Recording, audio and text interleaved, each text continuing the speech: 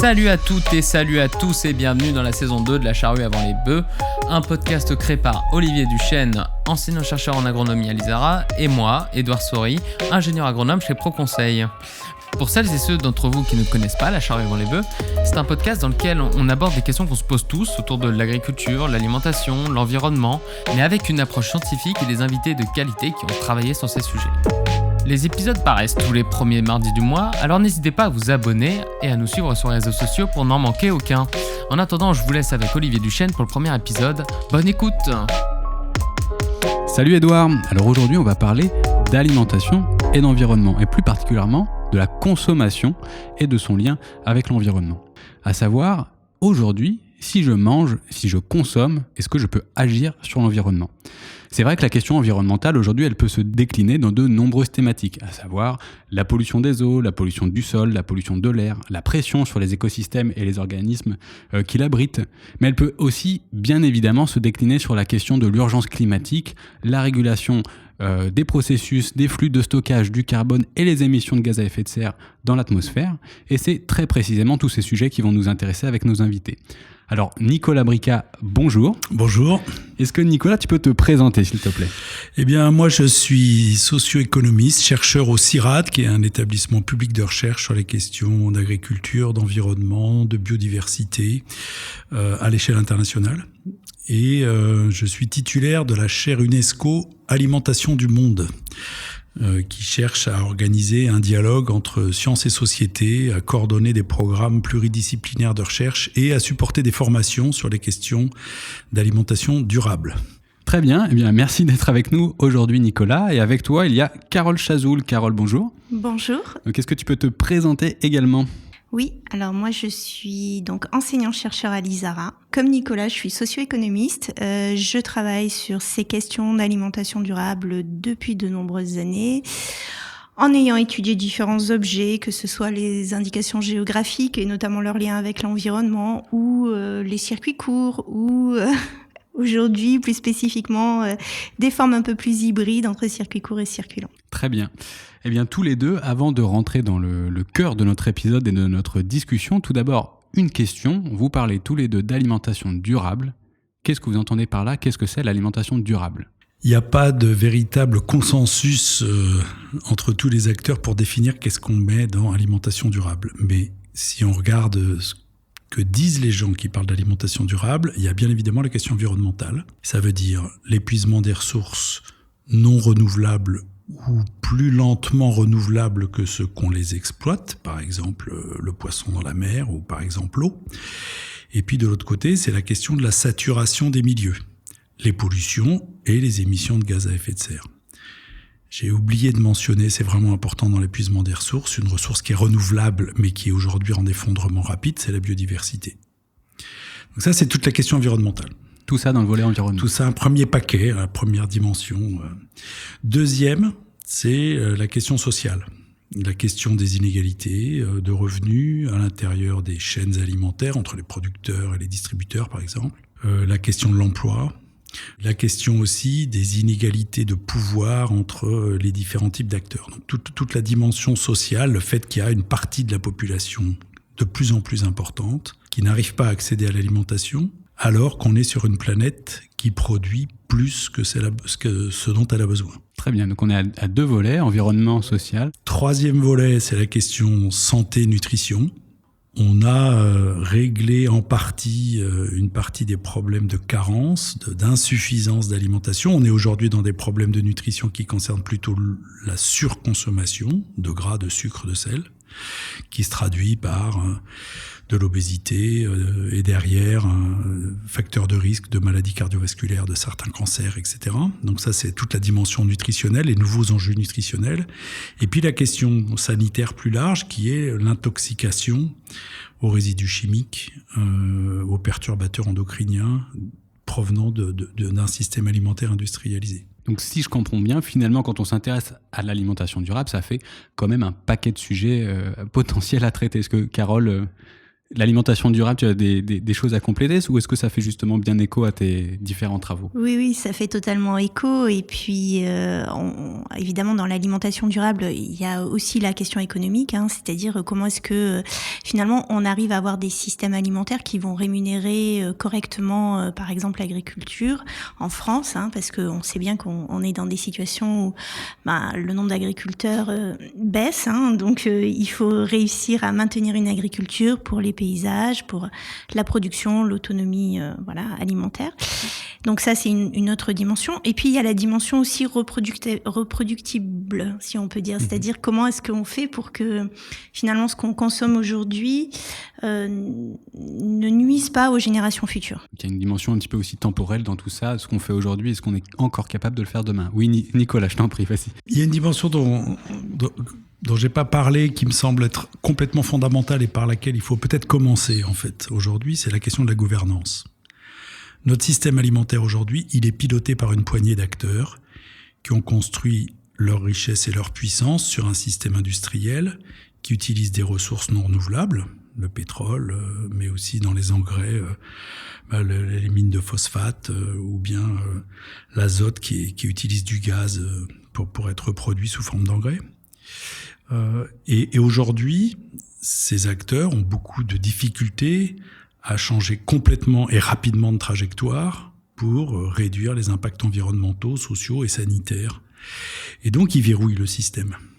Et même s'ils disent qu'ils sont aujourd'hui en train d'essayer de transiter, comme ils disent, vers un système plus durable, on a vraiment un débat sur la question de la vitesse de cette transition et on sent qu'aujourd'hui, on a un déséquilibre des pouvoirs qui rend très très difficile d'arriver à véritablement changer de trajectoire dans les temps qui nous restent pour le faire.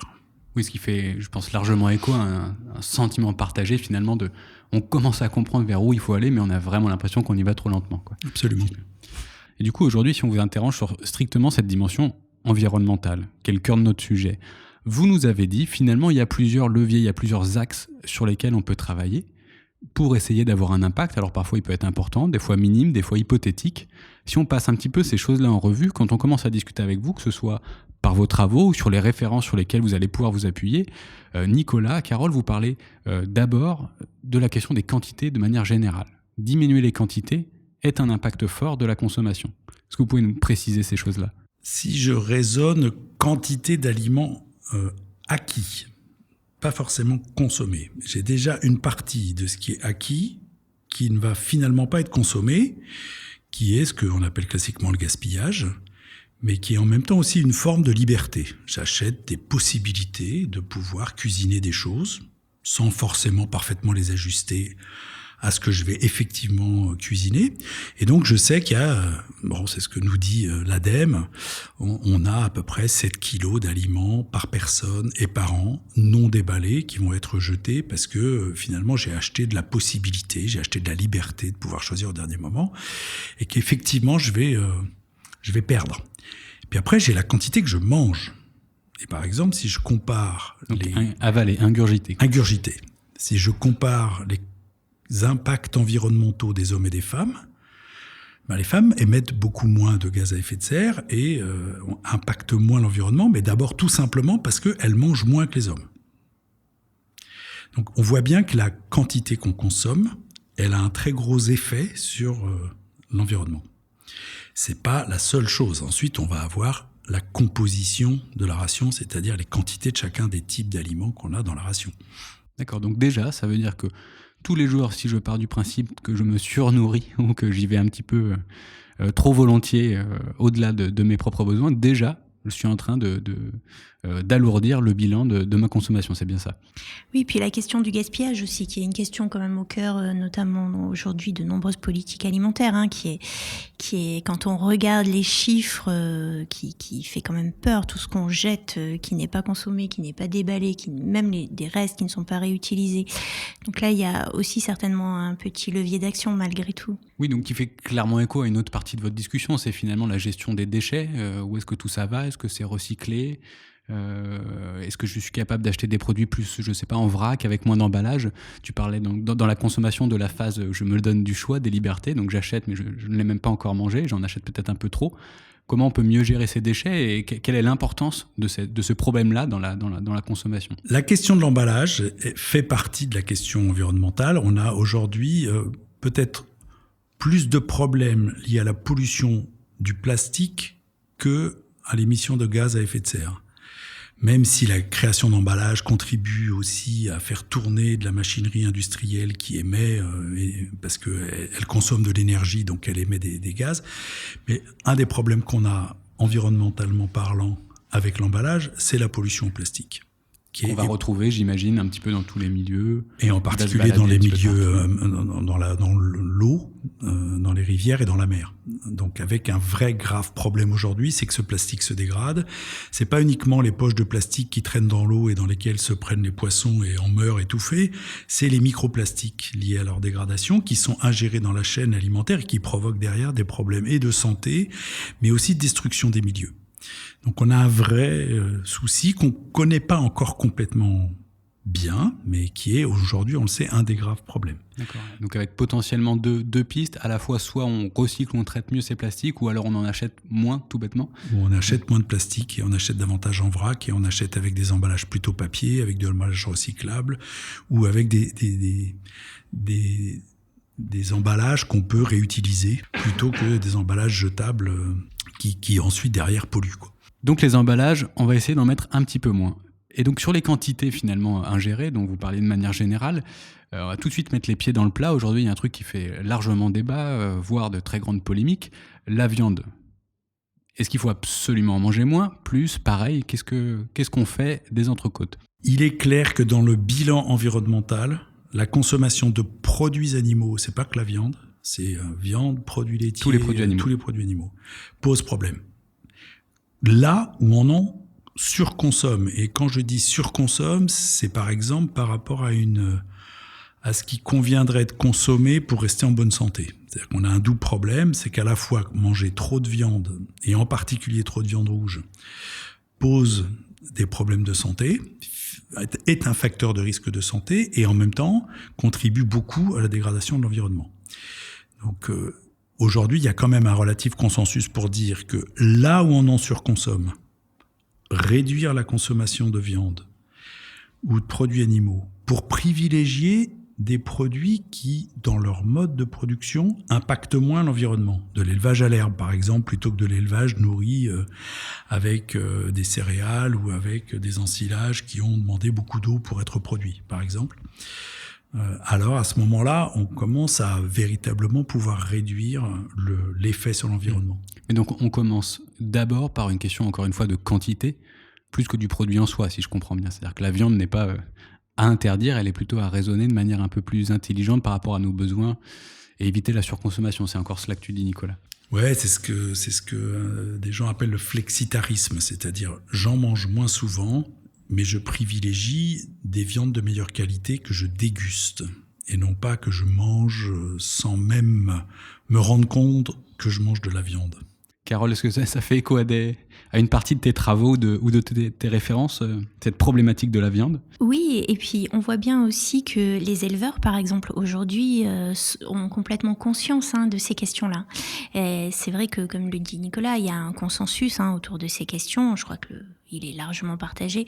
Et du coup, forcément, ça fait écho et ça amène les éleveurs à se repositionner, à changer leurs pratiques, parfois même à relocaliser leur production et à créer des nouvelles formes de commercialisation avec d'autres rapports économiques aussi avec leurs distributeurs. Ça conduit aussi à l'émergence de nouveaux circuits de distribution. Et de liens avec le consommateur. Et de liens avec le consommateur. Donc, au final, c'est un vrai facteur de transition, le fait de réfléchir à ce qu'on mange et surtout au niveau de la viande, comme le dit Nicolas, d'aller vers quelque chose de plus qualitatif certainement, ou en tout cas d'avoir conscience de la façon dont la viande est produite, de ce qu'il y a derrière. Alors c'est pas toujours facile pour le consommateur, j'imagine, Nicolas. Oui, il y a peut-être un vrai problème d'accès à l'information. C'est aussi une habitude culturelle. On voit bien que si on veut inviter des gens à manger, qu'on veut honorer leur présence et qu'on veut faire un effort en cuisinant, on n'a aujourd'hui pas l'habitude, en tout cas c'est pas dans nos habitudes, de notre culture, de préparer des repas sans produits animaux. Donc il y a une transformation qui va se faire dans la durée, dans le temps. Bien sûr, on évolue dans un cadre culturel, social, avec ses codes, et il suffit pas d'avoir le bon raisonnement logique pour modifier tout cela d'un coup. Oui, il y a pour beaucoup de gens, manger, c'est manger de la viande. Et donc de leur dire réduisez la consommation de viande, c'est choquant. Parce que en fait, on est content de pouvoir avoir consacré son revenu à acheter de la viande et nourrir ses enfants ou nourrir sa famille tous les jours avec de la viande. Alors tu disais tout à l'heure, malgré tout, ça peut changer en fonction du milieu social considéré. Tu évoquais tout à l'heure, par exemple, des milieux avec des forts pouvoirs d'achat ont tendance à aussi plus se diriger vers le poisson que vers la viande, en tout cas de manière plus forte que dans des milieux avec moins de pouvoir d'achat. Donc on a quand même un petit delta, des petits comportements finalement qui sont quand même pas tout à fait les mêmes en fonction du milieu social considéré, c'est bien ça ? Oui, mais grosso modo, quand on compare, si on prend la population française ou un échantillon représentatif de la population française, on la découpe en 10 parties, les 10% les plus pauvres jusqu'aux 10% les plus riches.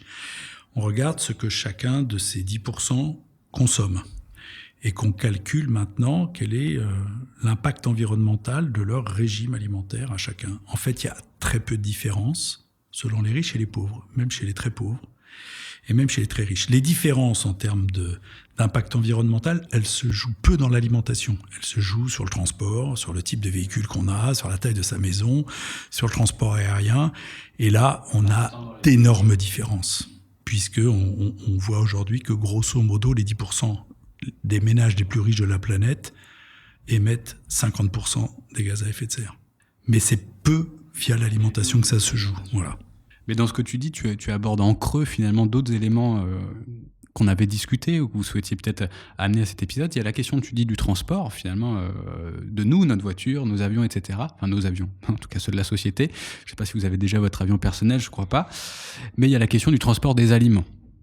Alors, est-ce que ce facteur-là, et ça a été abordé sûrement sur la question d'être locavore ou d'aller chercher un maximum de produits locaux, est-ce que véritablement le transport des aliments a un rôle à jouer dans finalement le bilan carbone, le bilan climatique, le bilan environnemental de nos aliments ? Il a un rôle à jouer, mais il est sans doute, enfin pas sans doute, il est prouvé maintenant que ce rôle est limité. En termes d'émissions de gaz à effet de serre, le transport des aliments, c'est moins de 14% des émissions de gaz à effet de serre de tout le système alimentaire, c'est-à-dire la production agricole, la transformation, le transport, la commercialisation, la distribution, la réfrigération et la cuisson finale. Donc, c'est pas le levier prioritaire, là. Non, et c'est finalement, on peut réduire un peu la distance kilométrique parcourue par les aliments, mais en fait, ce qui va véritablement impacter sur l'environnement, c'est le mode de production agricole. C'est-à-dire ? Est-ce qu'on fait les tomates sous serre chauffante, chauffée ? Est-ce qu'on met beaucoup d'engrais ? Est-ce qu'on a beaucoup de mécanisation ? Est-ce qu'on a beaucoup de transformation du produit ? Ça va avoir un impact beaucoup plus élevé à la fois sur les émissions de gaz, mais aussi sur les pollutions, etc., que le simple transport. Ça a été déjà fait maintes fois, mais on a comparé l'agneau du Larzac avec l'agneau de Nouvelle-Zélande, et l'agneau de Nouvelle-Zélande, il est produit de façon très extensive sur des prairies qui sont pas travaillées particulièrement, qui sont des prairies naturelles.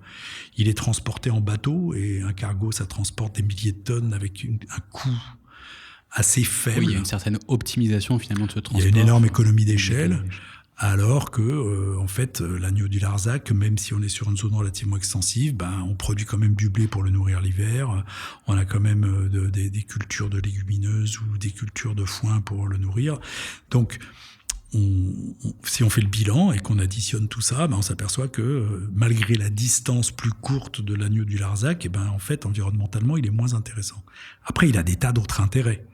Bien sûr, c'est la question que j'allais poser à Carole, puisque dans tous tes travaux qui s'orientent aussi beaucoup vers des circuits courts ou un petit peu raccourcis, même s'ils ne sont pas parfaitement toujours aussi directs que ce qu'on voudrait, si la question, on va dire, du bilan carbone des aliments n'est pas forcément la clé du succès de ces systèmes-là, j'imagine c'est parce qu'il y a quand même d'autres choses en dessous qui vont être intéressantes. Oui, je pense que le consommateur, je pense que ça a été montré d'ailleurs, le consommateur, ce qu'il va rechercher dans ces circuits courts, c'est aussi se reconnecter à son alimentation. C'est comprendre, ça a été au départ d'ailleurs des circuits courts avec les AMAP, quand les AMAP sont apparus là, au début des années 2000, c'est comprendre ce qu'ils consomment, en allant discuter directement. Dans l'alimentation durable, le volet social, c'est social, c'est ça. Recréer du lien, comprendre ce qu'ils consomment, redonner du sens à cette alimentation, parce que c'est vrai que dans le système industriel, le consommateur, il est coupé complètement de tout le volet,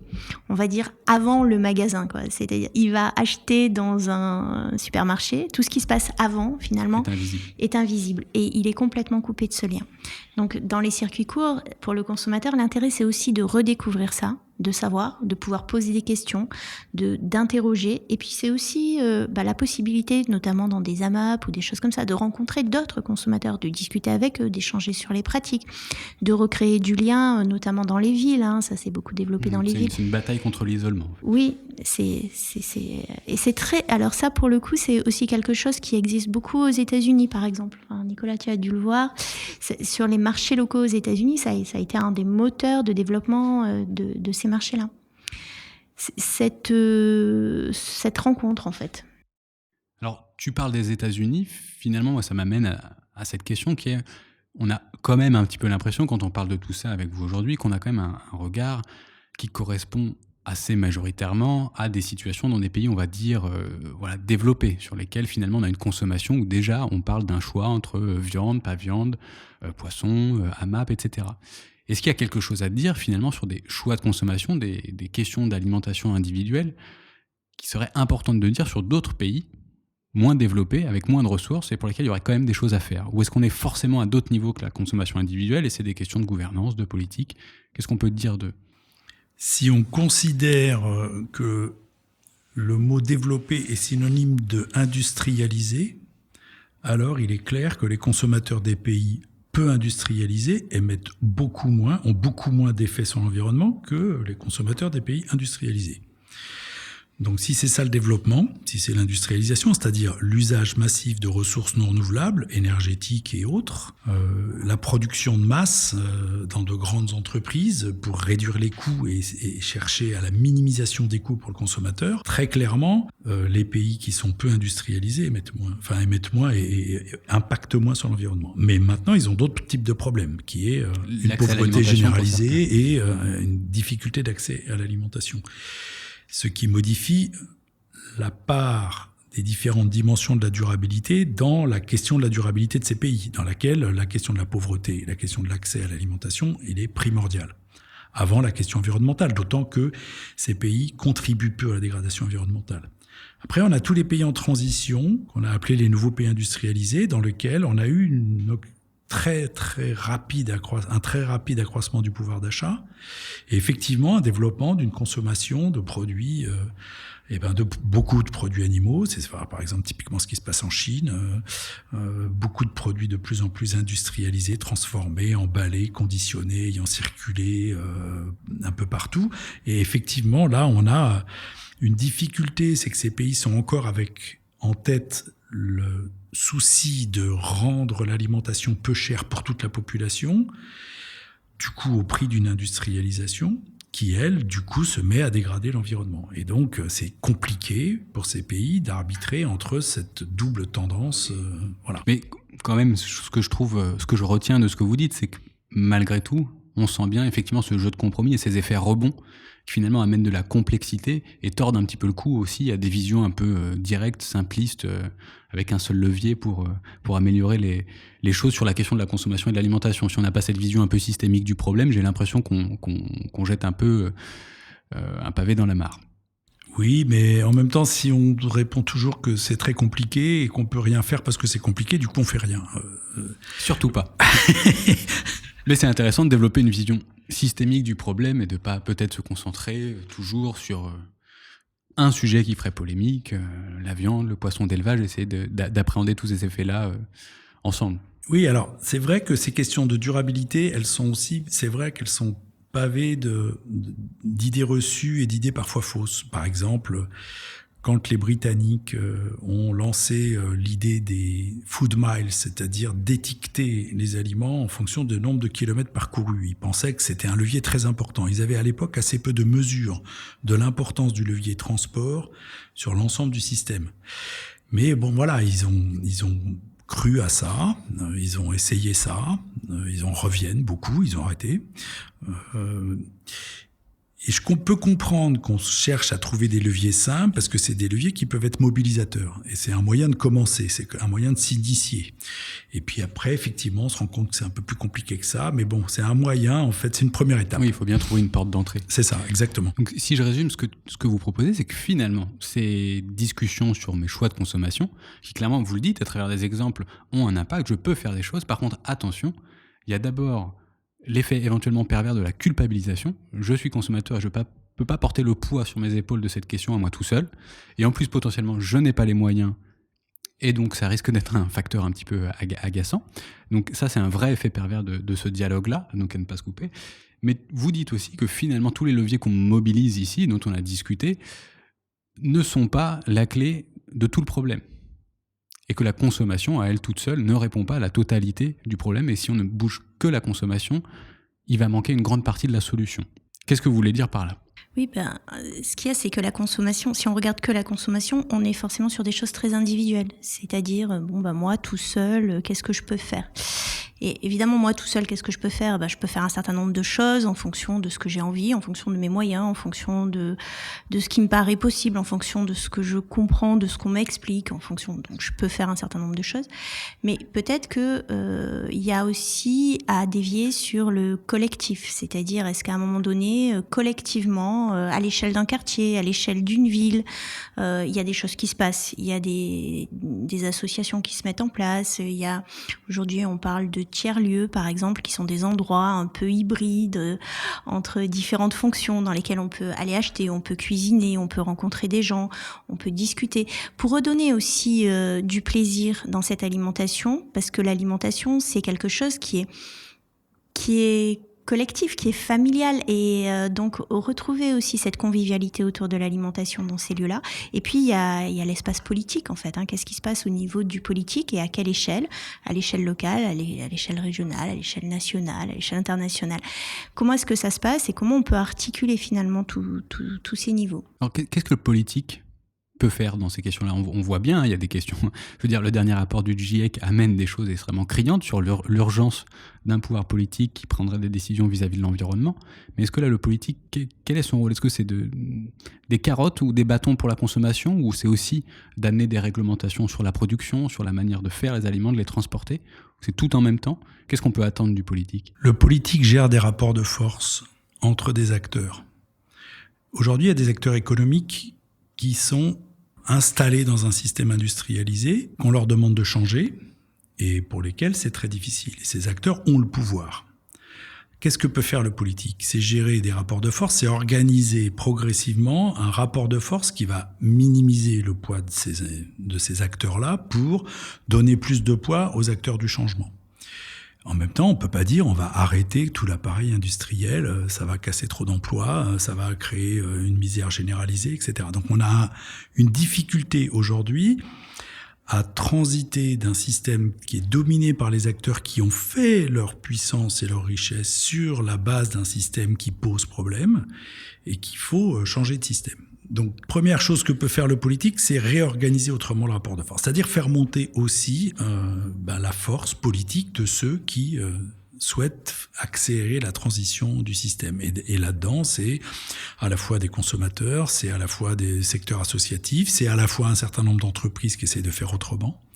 Et donc, d'arriver à gérer ce rapport de force, qui est très compliqué. Parce que la puissance des lobbies industriels qui veulent pas changer ou qui veulent ralentir le changement est extrêmement élevée. Il y a eu une tentative qui a été faite, par exemple, qui est la création des conventions citoyennes, pour donner à des citoyens tirés au sort un certain pouvoir de parler et de dire voilà ce qu'on souhaite. Et on a vu qu'il est sorti de ces débats très compliqués au sein des conventions citoyennes, des propositions qui étaient très alternatives, qui étaient très différentes de ce que font classiquement les politiques. Et ça a été extraordinairement difficile aussi pour les politiques de laisser pleinement la parole à ça, parce que les pouvoirs en place et les pouvoirs économiques en place, ils se laissent pas faire. Et donc c'est cet arbitrage entre les forces politiques, entre les forces économiques et les forces du changement qu'il faut arriver à gérer. À des échelles locales, à l'échelle des municipalités, on s'aperçoit que c'est beaucoup plus facile, si je puis dire, c'est moins difficile, on va plutôt dire, de gérer des rapports de force différents qu'à des échelles nationales, très organisées pour peser sur les politiques. À une échelle locale, pour discuter de ce qu'on va manger dans la cantine, comment on va construire le paysage alimentaire de la ville, est-ce qu'on va installer des jardins, est-ce qu'on va favoriser des grandes surfaces en périphérie ou de petits commerces à l'intérieur, est-ce qu'on va favoriser certains types de produits, ça peut se négocier à des échelles locales. Et c'est ça qu'on voit émerger un peu partout. Et Carole parlait par exemple de ces tiers-lieux, c'est justement des espaces dans lesquels on arrive à faire remonter la parole des citoyens, des mangeurs, pour progressivement devenir des interlocuteurs des élus locaux, etc. Bon, cette démocratie alimentaire locale, elle est pour moi un des signes très encourageants, on la voit émerger progressivement, et c'est un signe très encourageant pour effectivement organiser ce changement-là. Mais ça suppose aussi que tous ces acteurs locaux se fédèrent pour peser après sur les espaces nationaux. Pour peser sur la politique agricole commune, pour peser sur la politique nationale qui est un mouvement d'agrégation qui porte d'autres voix. On voit aussi à quel point le mot politique est un peu un gros mot des fois, c'est-à-dire qu'il y a une certaine défiance vis-à-vis des politiques où on leur fait pas tellement confiance, mais c'est quand même intéressant quand on regarde les élus locaux. Il y a plein d'élus locaux qui mouillent la chemise, si je puis dire, pour essayer véritablement de changer les choses, mais ils sont pas très reconnus. Parce que les médias, finalement, relayent plus les grands ténors qui jouent à d'autres jeux. Et donc, on a aujourd'hui, me semble-t-il, une crise de confiance entre les citoyens, et en particulier les jeunes citoyens qui aspirent à du changement, et de voir des politiques qui semblent complètement en dehors de ce jeu-là. Et c'est là que je me dis, c'est dans un réinvestissement dans les politiques locales, qu'on rencontre des politiques qui sont des gens tout à fait estimables, honorables et qu'on peut reconnaître comme des interlocuteurs valables. Eh bien, Nicolas Bricat, Carole Chazoulle, un grand merci pour tous ces éléments inspirants et éclairants donc, sur comment on peut réfléchir l'environnement par rapport à la question environnementale. Tous les deux, je crois que pour finir, je vais vous demander finalement si vous deviez citer un seul exemple, un seul travail, une seule référence que vous trouvez inspirant pour réfléchir l'environnement et l'alimentation, comment je consomme, comment j'agis sur l'environnement. Voilà, quel exemple vous avez d'association, de publication, de travail que vous auriez envie de partager avec nos auditeurs pour continuer à creuser cette question-là. Un des exemples que j'ai en tête, c'est l'association VRAC. Comme on est à Lyon aujourd'hui, je peux parler de VRAC facilement parce que VRAC est né à Lyon. VRAC, c'est des groupements d'achat dans les quartiers populaires. Il y en a aujourd'hui dans plein de villes en France. Il y en a à Lyon, il y en a à Nantes, il y en a à Marseille, à Toulouse, à Montpellier, à Paris, à Strasbourg, qu'est-ce qu'ils font etc. à VRAC ? Ils font des groupements d'achat. Ils travaillent avec des gens dans les quartiers pour leur donner accès à une alimentation de qualité, durable et à prix coûtant. Donc il y a de la subvention, c'est clair. Mais c'est pas au-delà du groupement d'achat, c'est le moyen pour les gens, en fait, de sentir reprendre la main sur leur système alimentaire, de commencer à pouvoir émettre des propositions, de s'organiser, de commencer à pouvoir aussi faire de la cuisine et la valoriser. Et donc, ce qui est en train de se jouer là, c'est d'associer à ces groupements d'achat des cantines populaires, de l'accès à des jardins et des espaces de démocratie pour contribuer à construire la ville. Au-delà de la marchandise, c'est une réappropriation de la question de l'alimentation. C'est une réappropriation et une repolitisation de l'alimentation à une échelle locale et à une échelle de quartier populaire, mais dans une mixité sociale. C'est pas que pour les gens à faible pouvoir d'achat. C'est pour l'ensemble des habitants d'un quartier, y compris des gens qui viennent d'un peu plus loin et qui sont intéressés à jouer ce jeu-là. Juste, moi, pour répondre à ta question, j'ai envie de citer les démarches entrepreneuriales qui sont conduites là depuis que je suis prof à l'ISARA par mes anciens étudiants. Parce que en fait, il y a de nombreuses démarches qui sont portées par nos étudiants, notamment j'ai envie de citer Via Terroir, qui est donc porté par 2 anciens étudiants, qui vise à reconnecter des acteurs de l'agriculture ou des acteurs de la restauration, des collectivités. Il y a Locali aussi, qui est donc un site sur lequel on peut se connecter, puis on voit à proximité quels sont les producteurs locaux. Donc ça permet aux consommateurs finalement d'avoir un accès facilité à ces producteurs locaux. Et puis j'ai aussi envie de citer quelque chose qui relève peut-être de quelque chose un peu décalé, mais qui est de l'agriculture urbaine, autour d'une démarche qui s'appelle Ma Ville Verte, qui est aussi portée par un ancien étudiant de l'ISARA. Et donc c'est en fait avec l'idée sur des friches industrielles, c'est-à-dire au moment où il y a des changements dans la ville, dans Lyon, on voit bien, ça bâtit de partout, de produire finalement directement dans ces nouveaux quartiers qui émergent, d'avoir des poches, des zones de production avec des petits marchés pour l'alimentation vraiment des personnes qui sont là. Donc plutôt dans des bacs, parce que parfois dans Lyon on peut pas produire si facilement, mais en tout cas avec cette volonté de donner une accessibilité à une alimentation dans des quartiers pas toujours faciles. Ouais. Eh bien, merci Carole Chazoul. Donc, vous voyez beaucoup d'idées, d'éléments inspirants sur la question alimentation-environnement, mais aussi, en fait, beaucoup plus largement sur la question de l'alimentation durable. On l'a évoqué. Merci Édouard Saury pour la réalisation de cet épisode. Nicolas Brica, Carole Chazoul, bon retour. Merci d'avoir été avec nous et à bientôt. Au revoir. Merci à vous d'avoir écouté cet épisode jusqu'au bout, on espère qu'il vous aura plu. Merci également à l'ISARA d'avoir rendu ce podcast possible. J'en profite pour vous dire que vous pouvez soutenir l'association VRAC dont Nicolas parle, soit en faisant un don, soit en faisant un don de temps libre, car oui, il cherche des bénévoles, donc s'il y a une antenne pas loin de chez vous, vous pouvez en profiter pour essayer de mettre la main à la pâte, donner un coup de main. Je vous laisse vous renseigner, le lien est dans la description. On se donne rendez-vous au prochain épisode, c'est-à-dire le premier mardi du mois de novembre. Et si vous avez peur de le louper, abonnez-vous, suivez-nous sur les réseaux sociaux, les liens sont dans la description et comme ça vous êtes sûr de ne rien manquer. Et pour rester dans le thème de l'émission, je vous souhaite un bon appétit.